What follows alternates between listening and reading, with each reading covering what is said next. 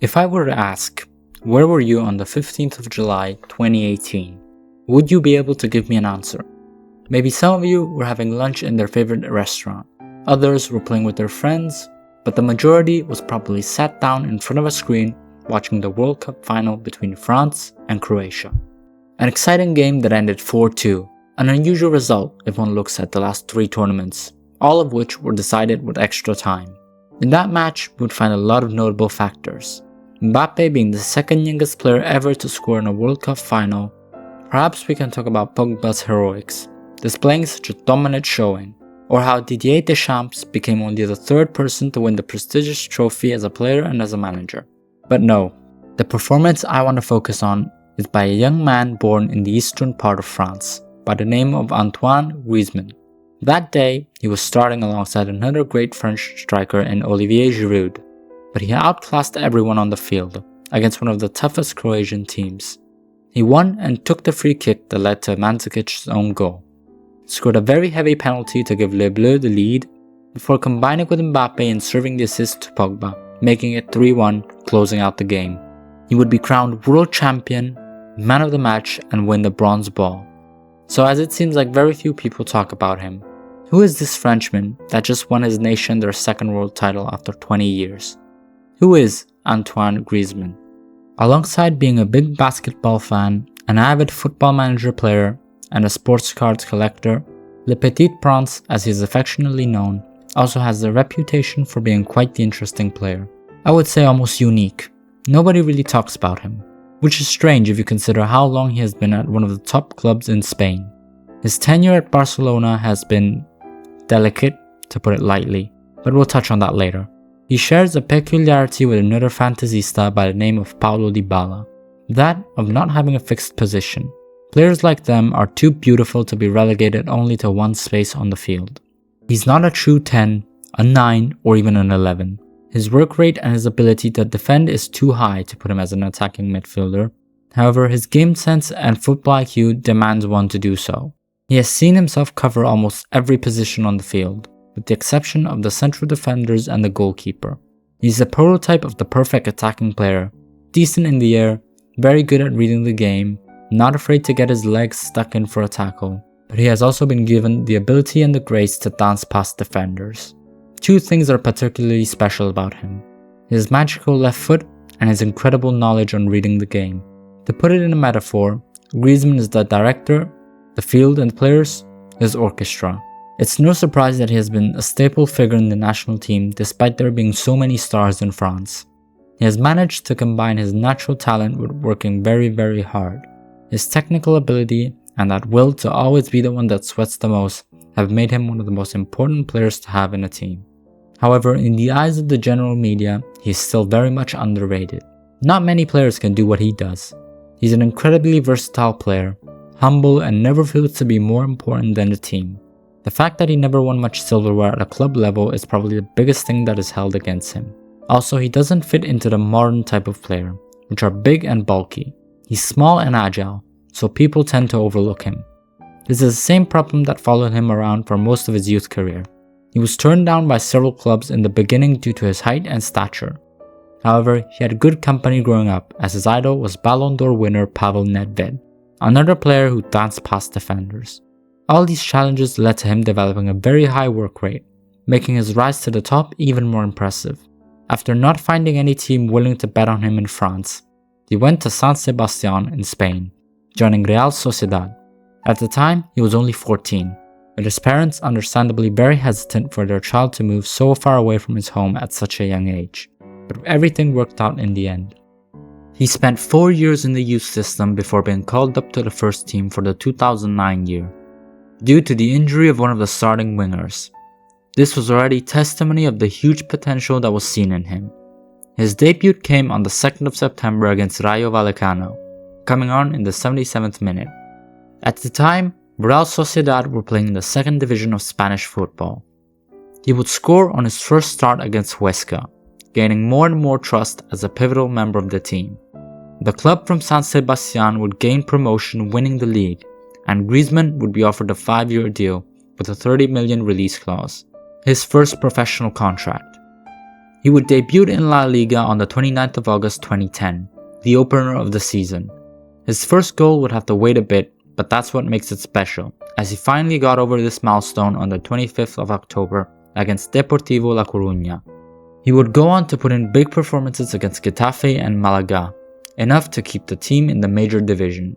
Le Petit Diable would continue dazzling the following year as they managed to retain their place as one of the top 20 strongest teams in Spain again. He would help Sociedad get results against teams like Barcelona, Valencia and Real Betis. They would just continue building on this good form as they qualified for the Champions League in the 2012-2013 season, with Griezmann scoring the decisive goal against Deportivo La Coruña once again, relegating them in the process. He would be a staple part of the team, more often than not starting on the wing, with the odd call-up to fill in the attack, helping with goals against Valladolid, Real Madrid and Athletic Bilbao. Up to this point, he had lived up to expectations, proving to be a very interesting player. He's always happy, he's a delight to have as a player. Despite the pressure on him, he's always smiling, looking to have fun, and it's a breath of fresh air. This is what Philippe Montagnier, former Real Sociedad coach, had to say about him. The 13-14 season, which ended up being his last at the club, he would make defenders go crazy, scoring 20 goals, proving to be decisive in the two legs against Lyon, and scoring or assisting in 10 consecutive games in the La Liga, starting in October and ending in January. This would be enough for Atletico Madrid to trigger his release clause of 30 million euros, and so he was off to the capital. Earlier that year in March, he would also make his debut with Le Bleu, coming on in a game against the Netherlands. This would allow him to fly to Brazil with the national team for the 2014 World Cup, his first major tournament, but he failed to make an impact. He still featured in all 6 of their games, playing 90 minutes twice. However, France would be knocked out in the quarterfinals quite unceremoniously. At the time Griezmann joined Atletico, they had just came out defeated in the latest Champions League final.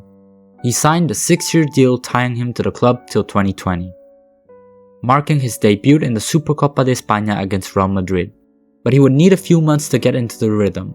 Once he did, however, he hasn't turned back, scoring his first few goals for them in November. He would also go on a 3-game streak of back-to-back braces, scoring 2 goals against Malaga, Elche and Deportivo.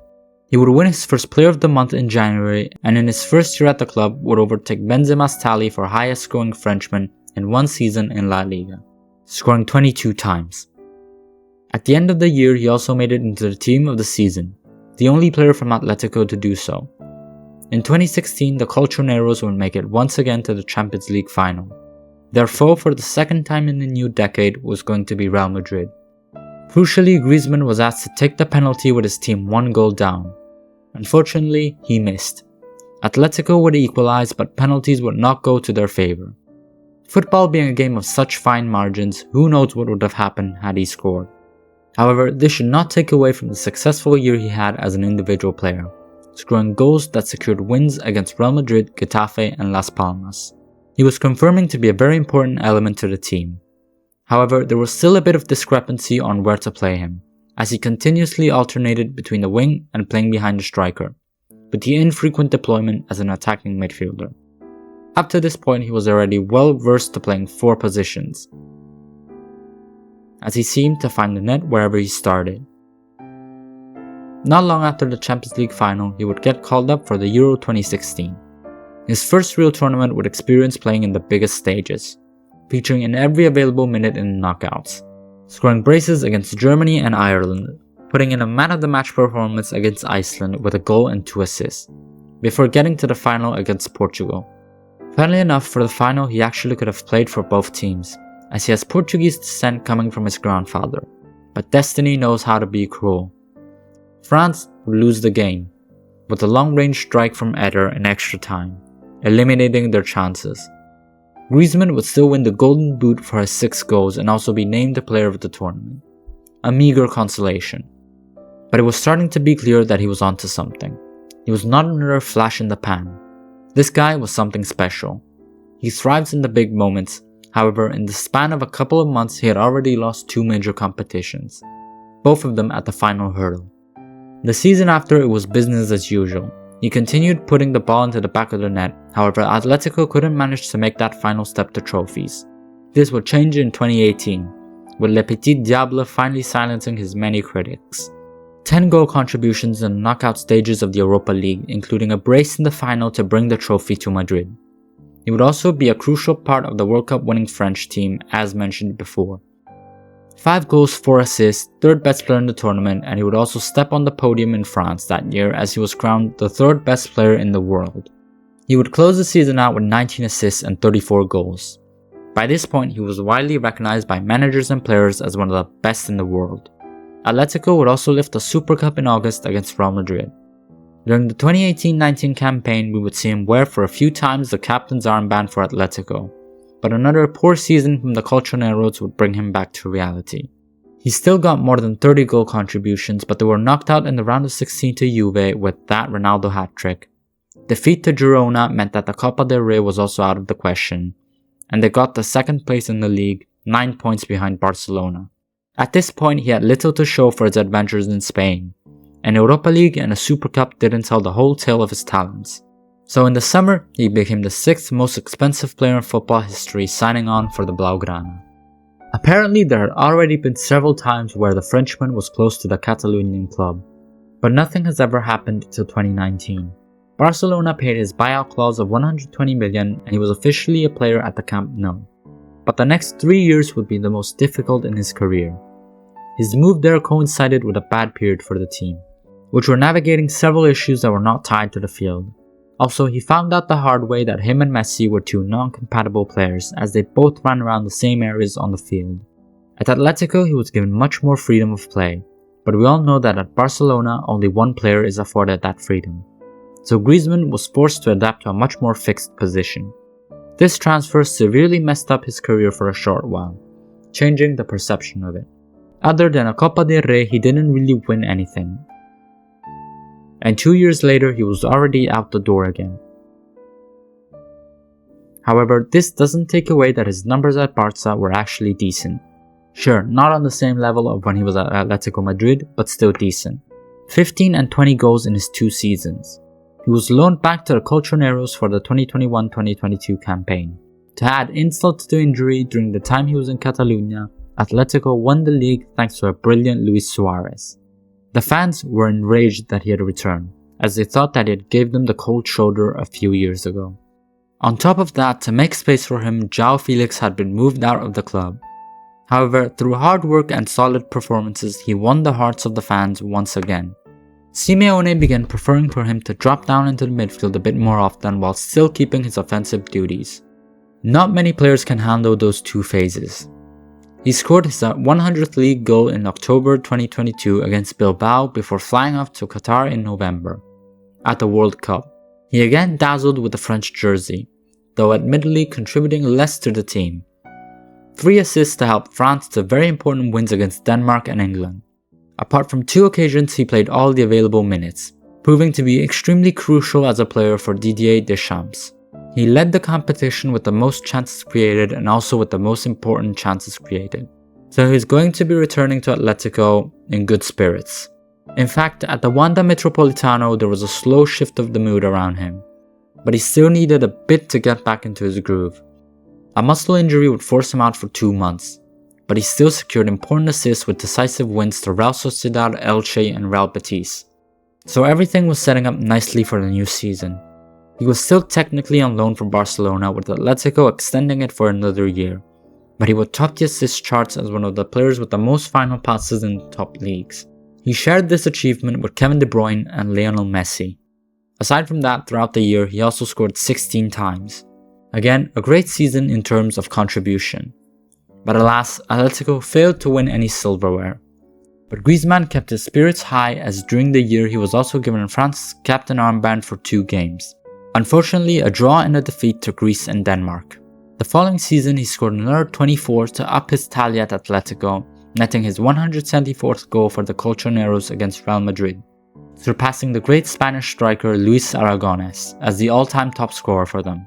An ankle injury would see him out for a few games, but he showed his class in setting his teammates up, as he went on a streak of assisting at least once for 4 games in a row. He He also demonstrated incredible prowess to score as he netted 6 and 5 games early on in the year, including a hat-trick against Celta Vigo. In June, he would again be off to the Euros, his 6th time representing France at a major tournament. He played several positions during the competition, ranging from striker to winger and attacking midfielder, proving once again his incredible versatility. France would say their goodbyes in the semi-finals, losing to eventual winners Spain. After the tournament, Griezmann would also announce his retirement from the team, with 10 years, 137 appearances and 44 goals. He holds the record for most games consecutively played for them with 84. He's the 9th player to make more than 100 appearances and 4th all-time in both goals and games played. He's also the 4th top scorer at the Euros behind Alvaro Morata, fellow Frenchman Michel Platini, and Cristiano Ronaldo. You can see the influence he has with the goals he scores and assists he makes. Then add to that the capacity he has to change the game while getting back and doing his defensive duties. He's one of the greatest players of all time, both in Europe and worldwide. This is what Deschamps, during their tenure together at the top of the world, had to say about him. This season he is off to a fiery start with 11 goals and 6 assists in only 24 games. He has already gone on a 5-game streak of finding the net, with back-to-back braces against Sevilla and Bratislava. He has entered his 10th season as a player at Atletico Madrid. In that time he has become their all-time top scorer in both La Liga and the Champions League. He is probably the most important player in the history of the club, capable of playing multiple positions, alternating between defense and attack. Who can you replace a player like him with? He has been twice the 3rd best player in the world in 2016 and 2018. His contribution to France's World Cup win cannot be highlighted enough. Despite being one of the most underrated players in world football, he has always kept his head down and worked hard, time and time again. He has established himself as one of the game's very best. He went from being rejected to being too small all the way to conquering the highest peaks in this glorious game. So, is he one of the modern game's finest? Hey everyone, I just want to say thank you for watching and thanks for the support on the videos. I'm really grateful and happy that we hit 200 subs. If you enjoyed this one, let me know what other videos you would like to see me make. I have a few ideas, but I'm always open to new suggestions. Again, thanks for watching and thanks for the support.